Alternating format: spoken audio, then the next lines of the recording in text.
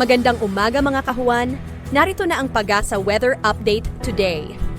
Sa kasalukuyan po ay wala tayong binabantayan na low pressure area o bagyo sa loob at labas ng ating Philippine Area of Responsibility at dalawang weather systems po yung nakakaapekto sa ating bansa sa ngayon.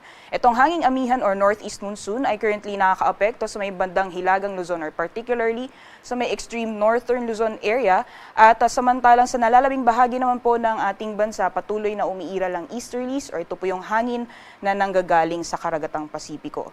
Sa ating latest satellite image, meron po tayong mga kumpul na kaulapan na nakaapekto dito po sa may silangang bahagi ng Eastern Visayas or rather sa may Eastern Visayas, pati na rin sa may silangang bahagi ng Mindanao area. So possible po ngayong araw ang maulan na panahon sa may bandang silangang bahagi ng Visayas and Mindanao. Samantalang sa nalalabing bahagi naman po ng ating bansa, wala po tayo namamataan ng mga kapal na kaulapan na posible pong magdulot ng buong araw na tuloy-tuloy na mga pag-ulan. So generally, fair weather po inaasahan natin ngayong araw, liban na lamang yung mga posibilidad ng mga biglaan o mga panandali ang buhos ng ulan dulot ng mga thunderstorms mas madalas nararanasan sa hapon o sa gabi.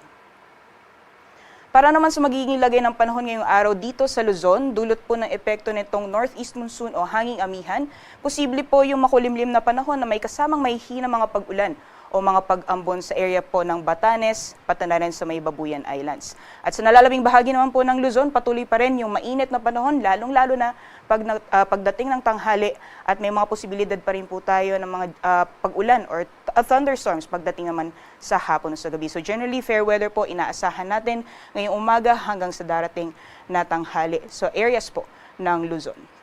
Temperature forecast naman po natin ngayong araw dito sa Lawag, maglalaro mula 24 hanggang 32 degrees Celsius, 16 to 25 para naman sa Baguio City. Maximum temperatures po sa Tugigaraw ay aabot ng 32 degrees Celsius. Yung agwat naman ng temperatura dito sa Metro Manila, maglalaro mula 23 hanggang 33 degrees Celsius. 32 degrees Celsius naman maximum temperatures para sa Legazpi. At para naman sa Tagaytay, agwat po ng temperatura ay maglalaro mula 22 hanggang 31 degrees Celsius. Sa magiging lagay naman po ng panahon sa nalalabing bahagi po ng ating bansa dito po sa Palawan, Visayas, gayon din sa Mindanao. Gaya po ng nabanggit natin kanina, posible po magiging maulan ang panahon sa may bahagi ng Eastern Visayas at Eastern section ng Mindanao dulot po ng epekto ng easterlies o yung hangin na nagagaling sa karagatang Pasipiko. So areas po ng Southern Leyte, Caraga at Davao Region, maaaring makakaranas po tayo ng makulimlim na panahon na may kasamang kalat-kalat mga pagulan, pagkidlat at pagkulog. Meanwhile, sa nalalabing bahagi po ng Visayas, Mindanao, gayon din sa Palawan area, possible pa rin po yung fair weather conditions, mainit po pagdating ng tanghali at may mga posibilidad ng mga biglaan o mga panandaliang buhos ng ulan, dulot ng mga thunderstorms mas madalas sa hapon o sa gabi. Temperature forecast naman sa mga piling syudad dito sa Palawan, Visayas at Mindanao.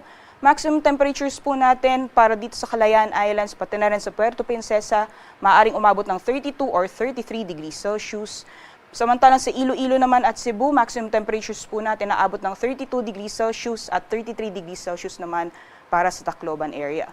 Meanwhile, dito po sa Cagayan de Oro at Davao, yung maximum temperatures po natin maaaring umabot ng 32 degrees Celsius at agwat naman po ng temperatura para sa Zamboanga ay maglalaro mula 24 hanggang 34 degrees Celsius. Para naman po sa kalagayan ng ating karagatan, may gale warning po tayong nakataas sa dagat baybayin po ng Batanes. So inaasahan po natin or possible na umabot ng 4.5 meters yung taas ng mga pag-alon. Delikado pong pumalaot lalong-lalo na sa ating mga kababayan na may mga maliit na sakyang pandagat.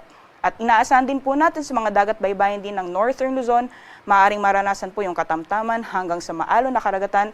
Dulot po ito ng epekto ng northeast monsoon. Maaaring umabot po ng 4.0 meters yung taas mga pag-alon, kaya iba yung pag-iingat po sa mga planong pumalaot sa mga karagatan ng Hilagang Luzon. Sa mga karagatan po ng nalalabing bahagi ng ating bansa, generally makakaranas po tayo ng banayad hanggang sa katamtaman na mga pag-alon.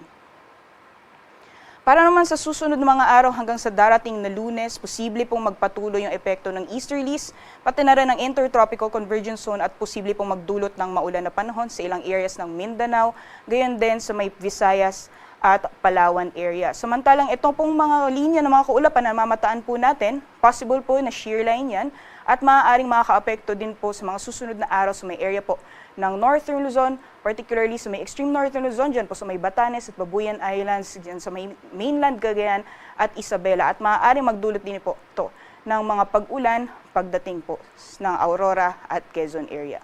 And for the rest of the country naman po, magpapatuloy pa rin yung mainit at maalinsangang panahon, liban na lamang yung mga tsansa ng mga biglaan o mga panandaliang buhos ng ulan dulot ng mga thunderstorms. Sunrise po natin ay 6 a.m. at sunset naman ay 5:24 p.m.